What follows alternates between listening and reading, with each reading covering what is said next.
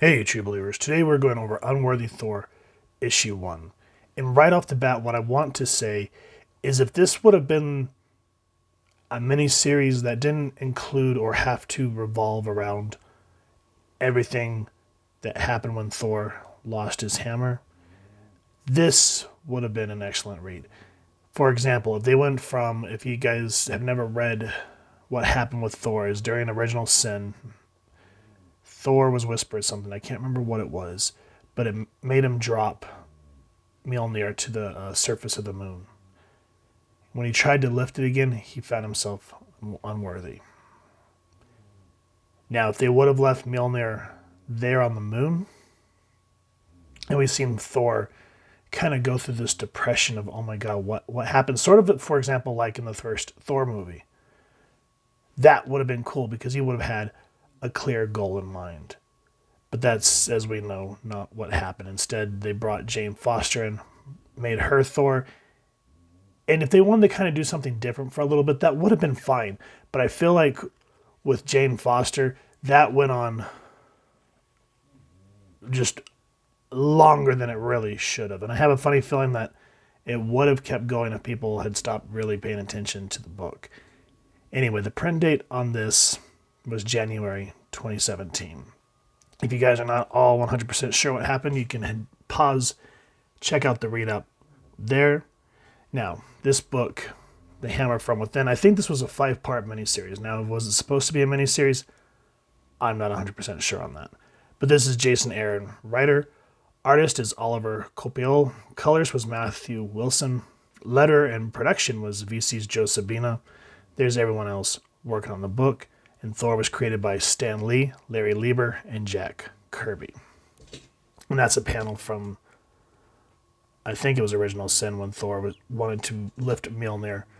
But as we all know, Mjolnir there is not on the moon anymore. Now, as we can see, the artwork right off the bat, dynamic, very good to look at. And Thor's kind of reminiscing, talk about when he was who he was.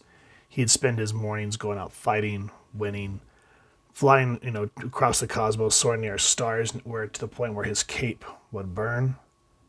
My only compatriots, the thunder in my ears, and the cold hard chunk of Uru in my hand. Now, this is where the book kind of gets a little obnoxious for me, because he keeps saying, but I'm not that god anymore. That god was worthy. And the way that they intro it like that, okay, he's whenever somebody loses something, whether it's a death or something that was really meant something to you, you do have a moment where you kind of go off the rails a little bit.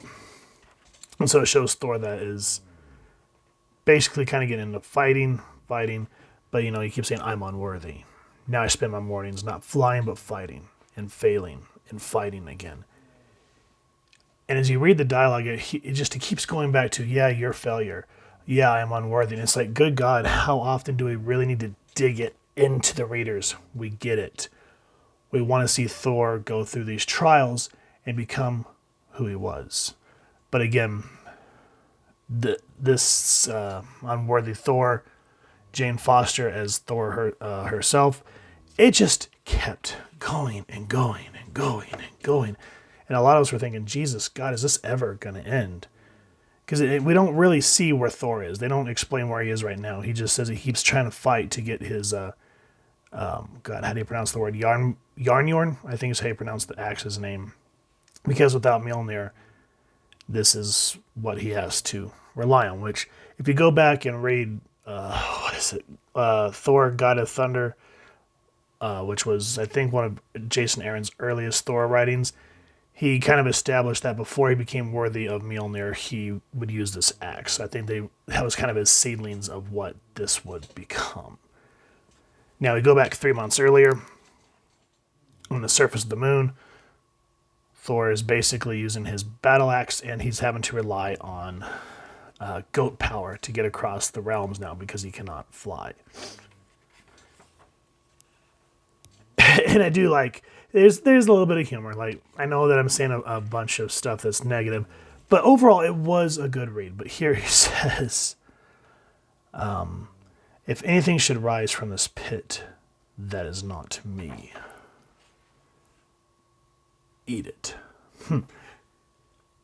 So when you think about the character name itself, you can kind of see Thor still there, but he's having some really bad depression. Okay, I get it. But on top of Thor losing Mjolnir and talk about how he's unworthy and that he's been basically exiled, Asgard has been destroyed. Now it's Asgardia. And then he's also lost his status with the Avengers. That's bullshit. You know Tony, Steve, the team would not boot Thor. I haven't read everything, so I don't know if maybe he's being a little over dramatic and if he just left. But it wouldn't surprise me with Jane Foster entering in and becoming Thor. Now let's pause this for a minute. Let's talk about this. Thor is his name. Thor, Odin's son. Thor, son of Odin, god of thunder. We have other Thors, Beta Ray Bill. He doesn't go by Beta Ray Thor. We have Throg, which is a play on it, which I think that's more of a giving an homage to Thor. But I do feel like that when Jane Foster took the mantle, she either should have had like some sort of Valkyrie name, which would have been really cool, or Lady Jane, or something like that. Lady Mjolnir, or just something. You know what I mean? Because Thor is not a title, and I think they really kind of picked that from Secret Wars, the second Secret Wars that happened before all new Marvel happened. So with Thor just essentially getting his name ripped from him, I think that's what really irked me the most. It's not a title like Wolverine. It's not a code name like Wolverine or Cyclops. This was his name given to him by his father. And I think that a lot of longtime readers, that irked us the most. Now, with that said, we're going to dust that off and we're going to move on. Because Thor was notified that there's been a lot of action going on the moon. Comes to find out that trolls have taken up, refuge here. And essentially they're, nomadic. And as he's fighting, you still see glimmers of who Thor is. As he's thinking to himself, he goes, trolls have long been the scourge of the realms. They have no land of their own, so instead they roam and pillage, leaving ruin wherever they wander. Were I the Allfather of Asgard, I might be inclined to carve out a home for them, somewhere far removed from others, where they perchance could live in peace. That's the Thor I know. Yeah, he can be a hothead, but at the core of who he is, how he was raised, that's Thor, right there. But look at how they kind of discredit that immediately. But I'll never be Allfather. And peace is the last thing from my mind this morning. See how they just kind of keep digging it. It's like, I get it. Can we get on with the story, please? Can we get on with it? And Tooth Gnasher, yes, that is the name of his goat that helps him fly. The intensity of just how he rams that troll, it's some good action. Very well done art designs, very nice dynamic panels, as you can see. So even though as you're reading, there's dialogue that really can kind of get under your skin, it's at least beautiful to look at. I mean, look at this double page. That's a nice. As the trolls flee and basically drop an entire friggin' planet on Thor. And I do like that at least there is kind of one bit of redeeming dialogue to Thor's character here. I may not be the god I once was.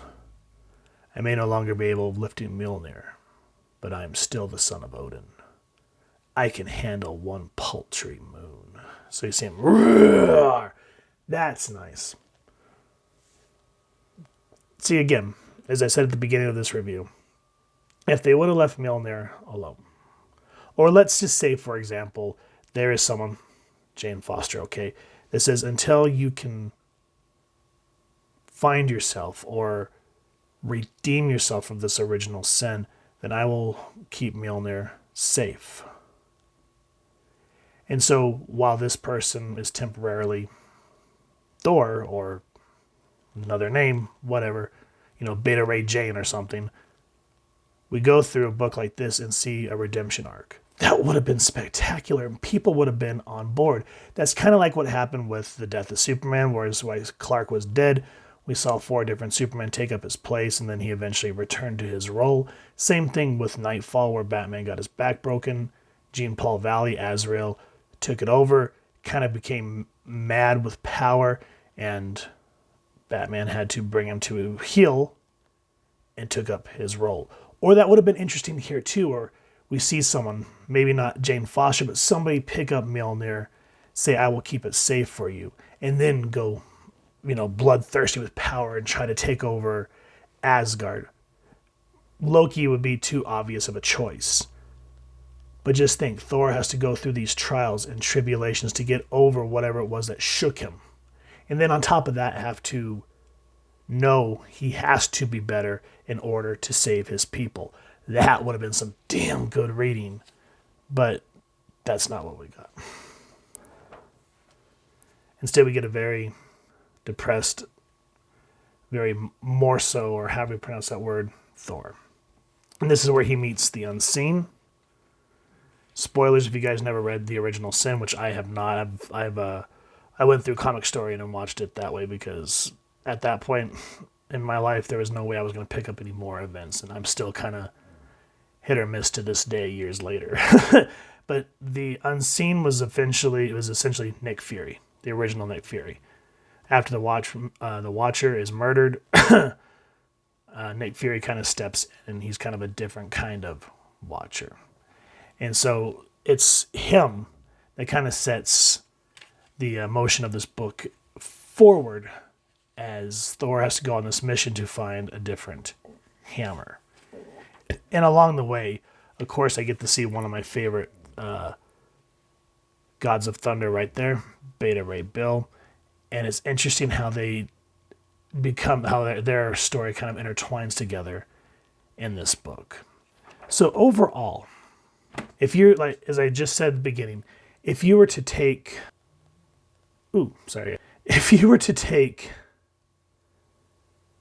the everything that happened during this time period of the book and just focus primarily on this being a redemption arc for Thor, it would have been spectacular. But because what happened in the main Thor book drug on for, it just seemed like years and years. It got to be ridiculous. And I think that's why a lot of people just were kind of like, no, we're done. But, Thor's back to who he is. That's awesome. And I think they did make Jane eventually a Valkyrie, which should have been the logical choice in the beginning because the Valkyries, that Asgard relies on them. And it would have been cool to see him and Jane fight side by side. But that's my 2 cents. What do you guys think? If you've enjoyed what you've seen, please first and foremost support your local comic shop and pick up a copy. If you've enjoyed this review, we really would appreciate if you take a moment to hit like, share, and subscribe. And if you won't mind hitting that fancy little yarn bell next to subscribe, that way as we continue to upload content, you guys will get notified. Come to the channel, and we love talking with y'all and hearing your thoughts and feedback down in the comments below or social media pages, which I'll make sure to leave the links down in the description. So with all that said, thank you so much for stopping by. Hope y'all continue to have an absolutely amazing day reading, and happy hunting, true believers.